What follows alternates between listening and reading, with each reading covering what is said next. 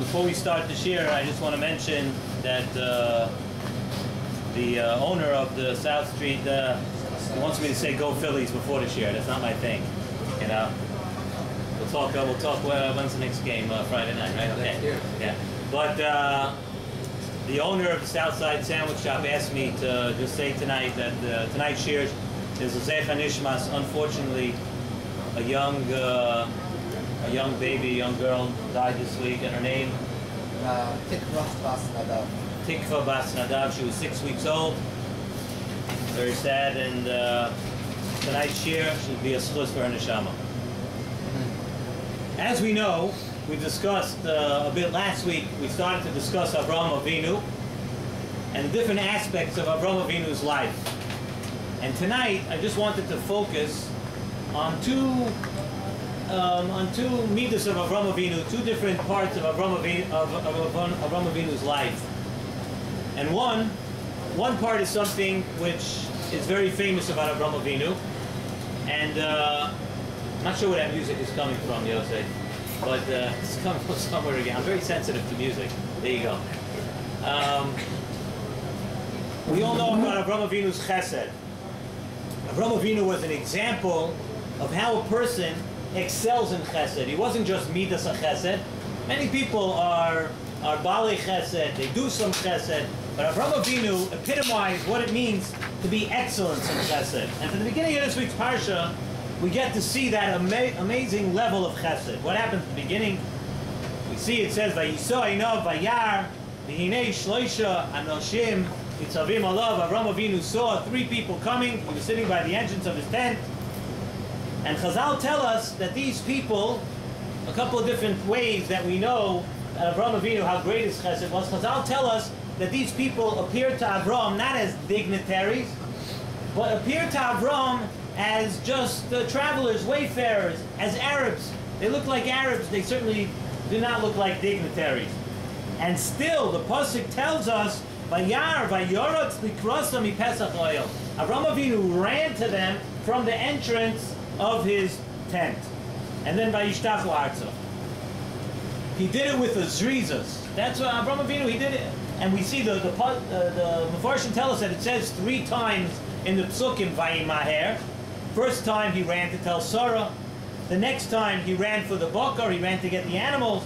And the third time he ran to shecht. He ran to shecht the animals and to do it and to make food for his orchim, for his guest. And all this, remember, that Avraham Avinu was also a chayla. Avraham Avinu had just had his bris milah. He was also considered a chayla. So besides being pater from achnasas orchim, besides not having to do the achnasas orchim, he did it in such an eifon, he did it in such a way with the zrizas, where the pasuk tells us, vayimaher, he rushed 3 times to do chesed for people that we would think normally he may have not even paid attention to, or a normal person would not pay attention to. And we say, well, not only that, it says he took 3 animals, he took 3 parim. Why? So each one of his guests should have the best part of the meat, which was the tongue, and each one should have the tongue of an animal. So Avraham Avinu went to get 3 different animals, so each one could have that. So Chazal tell us that from here we see, and when was this? We know what the pasuk says, that we learn from the pasuk that all this was taking place while Avraham Avinu was telling the Shechina to wait. Hold off, I need to take care of my guest. Avraham Avinu is telling the Shechina, Al no savor me'al decha, just wait, hang on a second, hang on over here, because I have guests and I have to take care of them. So the Chazal tells, the Gemara brings down, that Gedoyla, Hachnasas Orchim is bigger and greater, Mikabolas Pnei Shechina. We see from here, since Avraham Avinu told the Shechina, however we understand, Avraham Avinu told the Shechina, but Avraham Avinu told the Shechina, hold off, wait a minute, I have to take care of my guest, I have Achnasas Orchim to do. We see, Gedoyla, Achnasas Orchim, it's greater than being Makabal Pnei Shechina. And it's interesting, then Siva Shalom says that what kind of Kabbalah Pnei Shechina are we talking about here?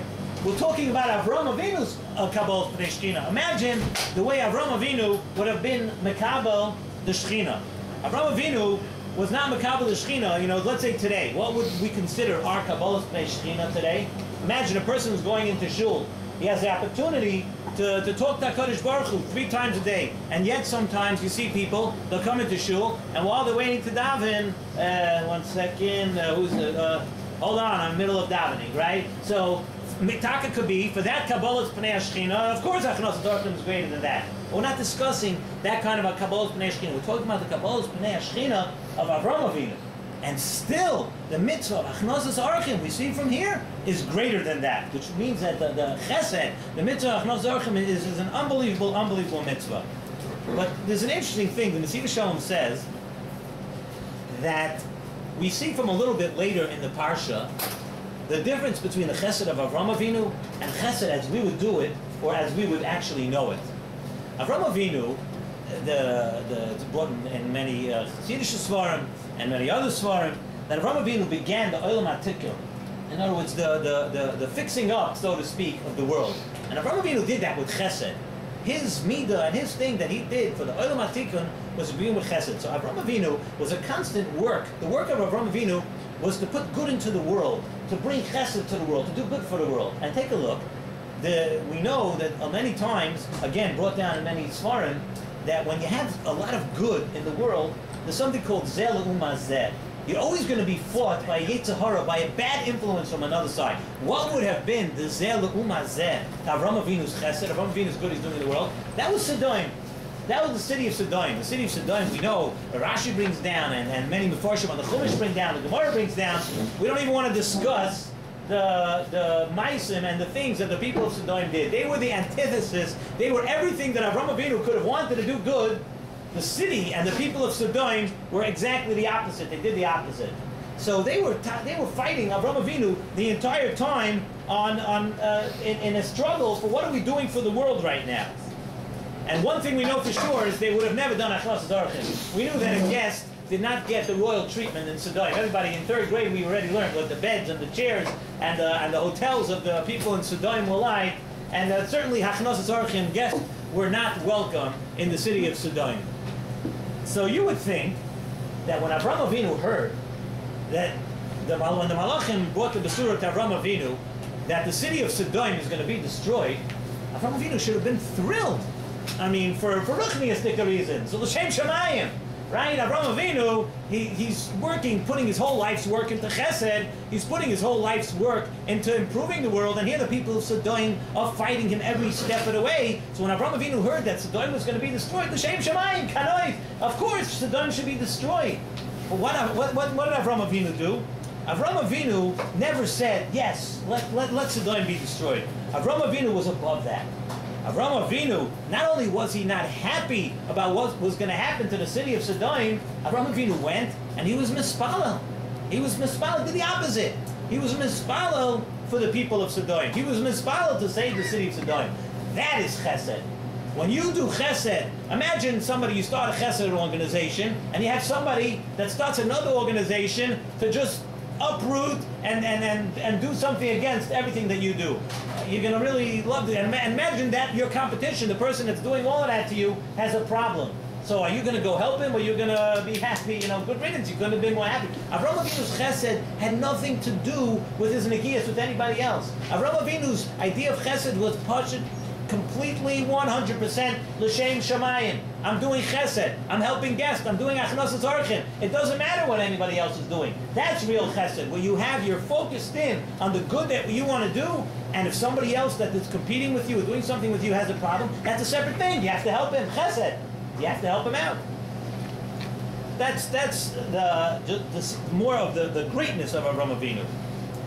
We see also about Avraham Avinu that the midas chesed that Avraham Avinu did, where it comes from Avas Hashem. Now, the question is, we today, actually, we have a very convoluted idea and very distorted idea, and which is different than of what does it mean to love. We have a very gashmiistic idea of what it means to love something, to love in something. I'll always remember, I've heard many times, there's a word from Rebbe Lapiana. Before I introduce this inyan of Avas Hashem from Avraham Avinu, Rebbe Lapiana has a beautiful word that I heard over many times. That imagine a person comes into a restaurant, and every time he goes to the restaurant, he orders fish. So you ask the person, why do you order fish every time you come into the restaurant? Why are you ordering fish? Why do I order fish? Because I love fish. So Dr. Belia, he loves fish. Would you take something that you love with someone that you love, throw them in a frying pan and stick a fork in it? You don't love fish, you love yourself. Fish is a way to make yourself happy. Right? Think about that a second. That's not love, that's not ava. If it's ava, you wouldn't take it, put it on the table, stick a fork in it and cut it in half. That's not called love. You love yourself. The fish is a way for you to satisfy yourself. You think about it, very fine line, what we're saying over here. So the world was created with this musuk of ava, and all these things, different types of ava, love, that lead us up to the ultimate love of what we're supposed to do, which is Avos Hashem. There's Avos Yisrael. Avos Yisrael, to love another Yid, is a stepping stone toward Avos Hashem. Then there's Avos HaTorah, to love the Torah. That's another stepping stone toward Avos Hashem. And if you think about it, Avram Avinu, before he had a bris, he was not able to come. You know, the chesed of Avram Avinu that came from Avos Hashem, before Avram Avinu had a bris, he was not able to do that. Why? Because the whole point of chesed is to come close to Hashem. Avram Avinu, without a bris, he couldn't come close to Hashem. And if you think about it, how would I know that? Avram Avinu, the first chesed we see from Avram Avinu in the Torah was when Avram Avinu was 99 years old. 99 years old. I'm sure, I have no doubt, that Avram Avinu was a Baal Chesed for the first 99 years of his life too. But we don't see anything in the Torah about that. Why? The answer must be because the only time that Chesed is really important is if it's focused in on Avos Hashem. If Chesed is part of Avos Hashem, and only after Avram Avinu had a bris milah, he was able to have the right type of Chesed. Like we said last week, we brought down the Mishnah in Pirkei Avos. The Mishnah in Pirkei Avos says that all the things of Avram Avinu, the Nisyanis La'idiyah, Kama Chibasan Shal Avram Avinu, that how much was the love that Avram Avinu, he passed all the Nisyanis, it told us how much was the love of Avram Avinu for Hashem. And we see by the final Nisayin, at the end of the Parsha, the Pasuk says as follows, Kach no es bincha es yichidcha asher ahavta. HaKadosh Baruch Hu told Avram Avinu, take your son, as yichidcha asher ahavta, the son that you love. And Siva Shalom says that when HaKadosh Baruch Hu said those words, asher ahavta, whatever love Avram Avinu had for his son Yitzchak was multiplied many, many times at that point. The Siva Shalom says it was like an agenda of like when HaKadosh Baruch Hu said Yehi Rokiah. There should be, as we know it, a sky. So the Farshim bring down that when HaKadosh Baruch Hu said Yehi Rokiah, after a while they had to say stop, because the Yehi Rokiah just kept going and going and going, and they had to stop it. They had to stop the Rokiah. But here, Asher Ahavta, the love kept getting more and more, and that love from Venus. So we see it like this. The shurish of the Nisayin of the Akedah, what was that? Was for Avram Avinu to show that all this love that he put into Yitzchak, and all of this love that he has for Yitzchak, that's all directed for HaKadosh Baruch Hu. And if HaKadosh Baruch Hu tells you to bring Yitzchak for a karban, you're wondering, how can Avram Avinu have done it? But for Avram Avinu, it was Pasha. That was what it was. It was all about Avos Hashem. The whole love for Yitzchak was for Avos Hashem. So if the whole thing was Avos Hashem, HaKadosh Baruch Hu tells you to do it, there's no bigger way to show your Avos Hashem. And that's why Lo'idiyah Kama Chibasei Shel Avram Avinu. From the Akedah, from the Nisyanis, we're able to see the love. That's what real love is. Avram Avinu loved the HaKadosh Baruch Hu, and he's focused in just on that love. And that's the lesson. That's the type of love. That's considered a love for HaKadosh Baruch Hu. And this is what it's teaching us, that the different Avos Yisrael, a person has to go, but it's very hard to get that in Madrega of Avram Avinu right away. But if a person trains himself in Avos Yisrael to love a fellow Yid, Avos HaTorah, to love your learning, HaKadosh Baruch Hu gave us these stepping stones, these ways to accomplish and then to teach ourselves the speed of Avram Avinu to come to the level of the chesed and the ava of Avram Avinu. And that's what ava is, not ava as we know it. An ava which is focused, an ava which is based on Avos Hashem.